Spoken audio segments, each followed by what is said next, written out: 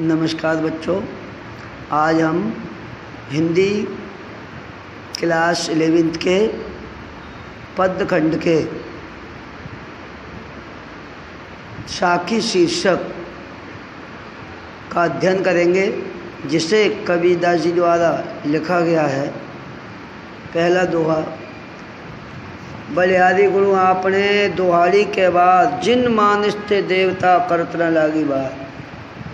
इसमें कबीरदास जी ने सदगुरु की महिमा का वर्णन किया है। बलिहारी यानी न्योछावर, गुरु आपने यानी आप पर गुरु मैं न्योछावर हूँ। दोहाड़ी के बाद और इस शरीर को कितने बार न्योछावर करूँ, अर्थात असंख्य बार इसको न्योछावर करना चाहता हूँ।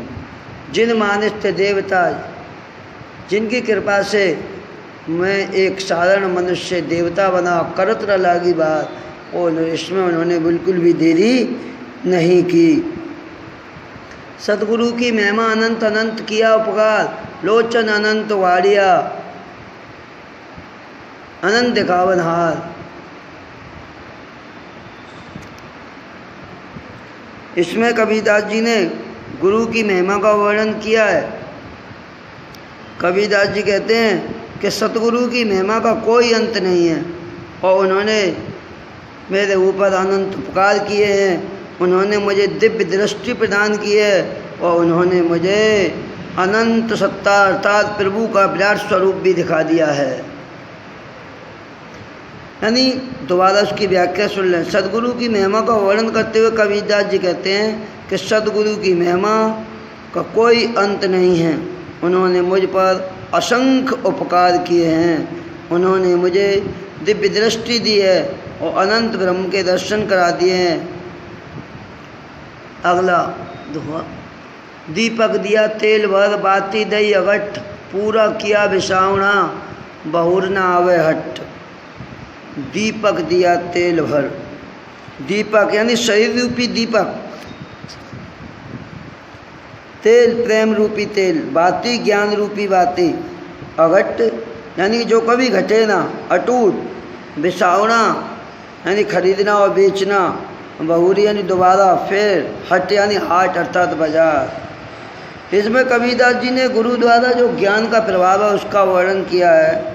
कबीरदास जी कहते हैं कि गुरु ने शिष्य के शरीर रूपी दीपक को ईश्वर रूपी तेल से भर दिया है, और उसमें ज्ञान रूपी कभी ना नष्ट होने वाली बाती को डाल दिया है, और उसकी ज्योति से सांसारिक जीव की जो सांसारिक वासना होती है वो समाप्त हो गई है, और सांसारिक भावनाओं का क्रय विक्रय यानी खरीदना बेचना वो सब समाप्त हो गया है।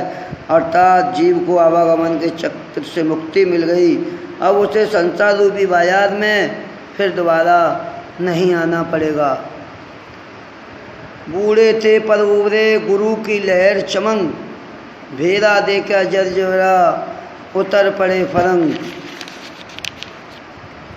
उबरे बूढ़े थे यानी डूब गए थे, पर यानी लेकिन उबरे यानी बच गए, पार हो गए। लहर यानी कृपा रूपी तरंग, भेदा यानी कि नाव बेड़ा, जर्जरा यानी पुराना, फरंग यानी फड़क कर उछल कर कूद कर।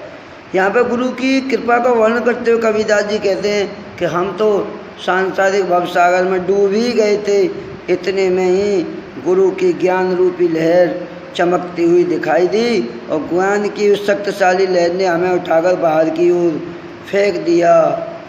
जैसे ही हम थोड़ा उबर कर आए तो गुरु की कृपा से हमने देख लिया कि हमारी नाव तो अत्यंत जीर्ण शीर्ण हो चुकी है, अतः हम उससे उछल कर कूद पड़े और अलग हो गए।